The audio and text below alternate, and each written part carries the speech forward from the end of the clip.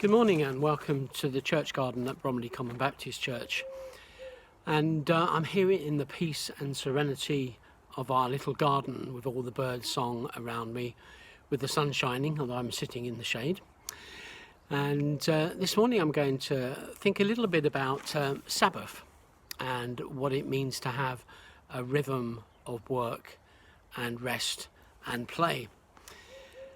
It's interesting, in Wales, where we came from last year, I spoke to many people about Sabbath and the Sundays and what they were like when they were young.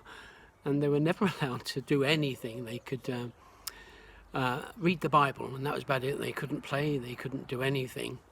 It was very restrictive and very austere. And I'm sure you've heard similar stories, or maybe even experienced similar stories of what Sabbath has been in the past.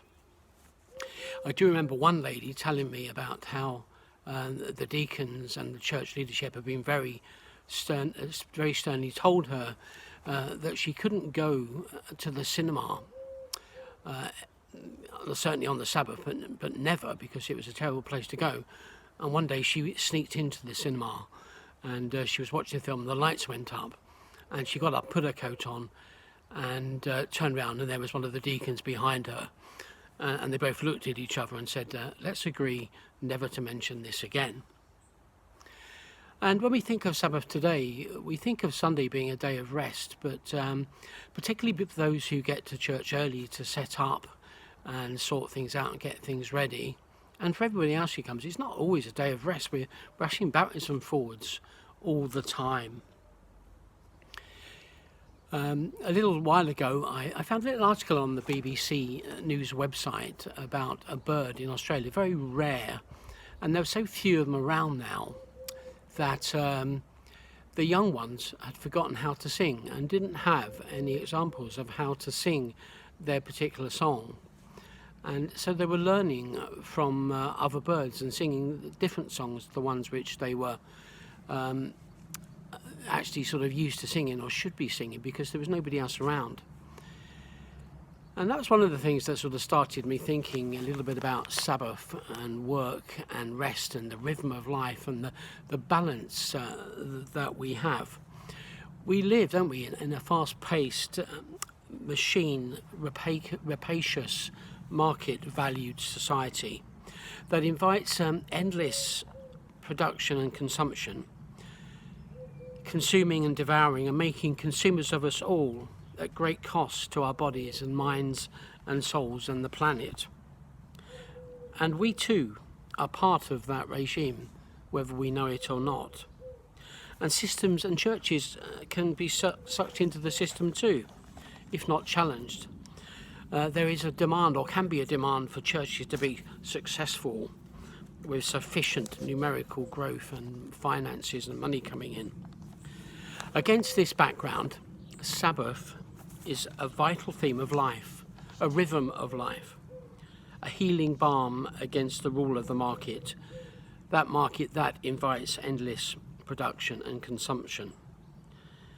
I find this quite odd, don't you, that we have this theory that we can go on with endless growth, moment after moment, year after year. We can go on infinitely creating wealth and consuming and ravaging the earth to satisfy our own needs. But that's strange, because we only have finite resources, and that can't be possible. Walter Brueggemann, a German theologian, wrote about Sabbath: when we do not pause for Sabbath, false desires, idolatry, and greed take power over us. But Sabbath is the chance for self to embrace our true identity. It is a time to love God and ourselves, to find our voice, our song, and our identity.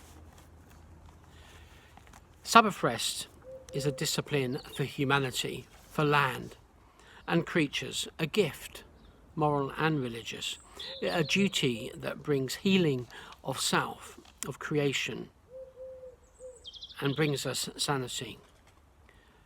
Somebody described in the book I've read in the last couple of weeks that Sabbath is a temple in time rather than space.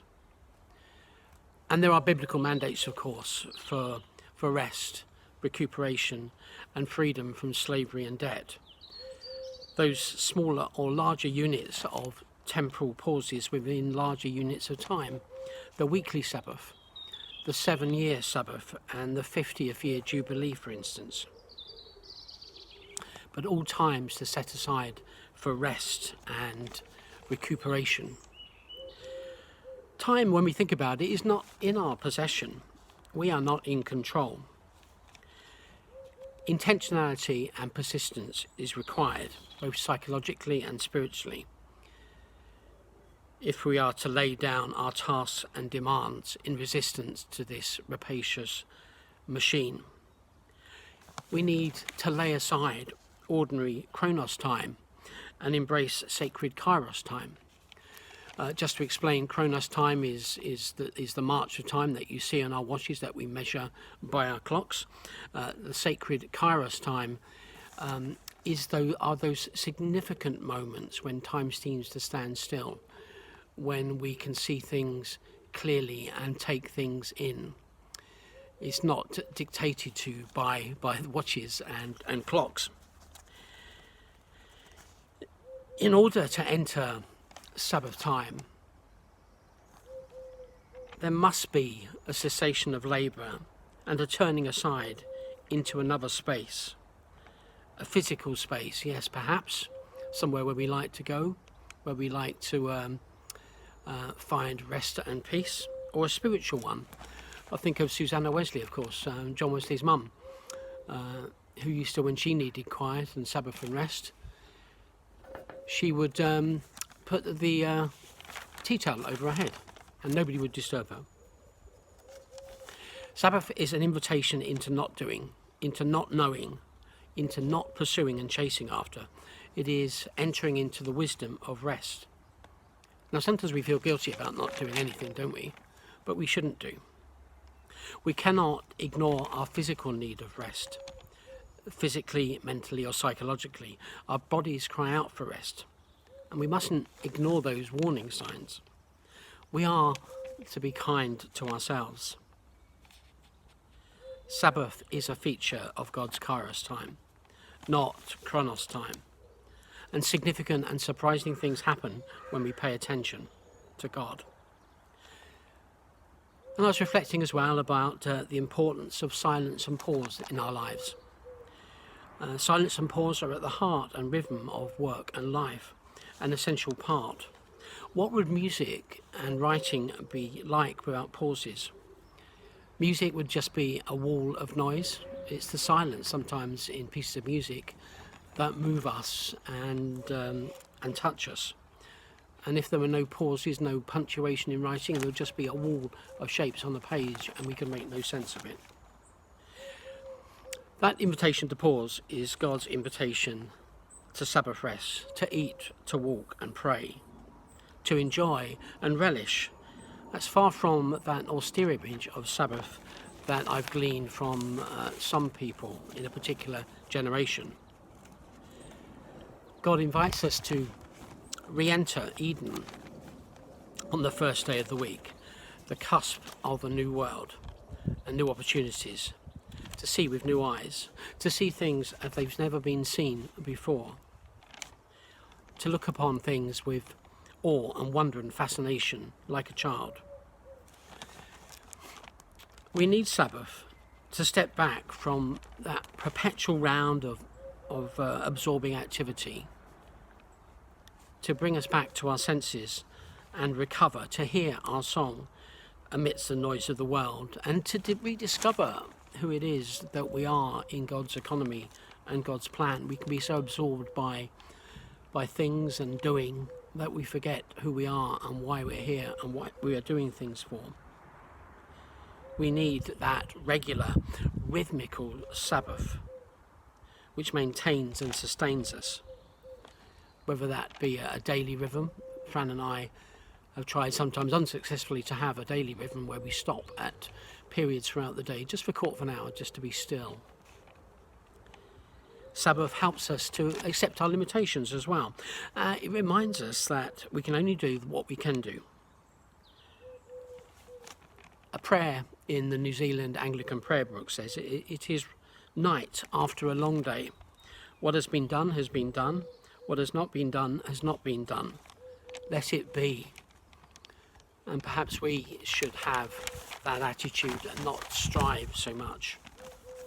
But we can be afraid that there will be no rest until the work is done, the house is in order, the town is in order, society is in order, and our loved ones are well.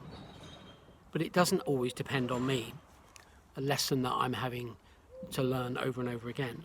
The world goes on without me. So be kind to yourself.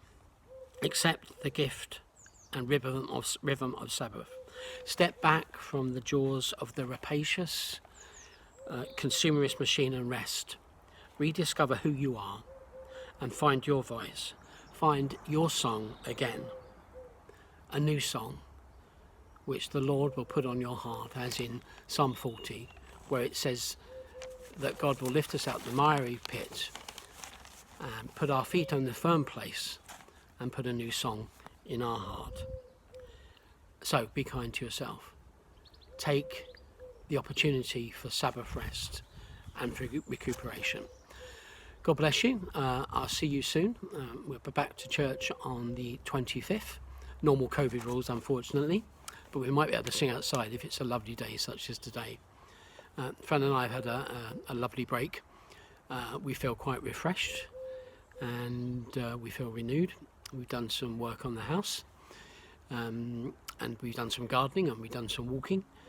We've enjoyed the weather and we pray that God will give us vision as a church and as its people for the journey ahead. So God bless and we'll see you soon. Bye.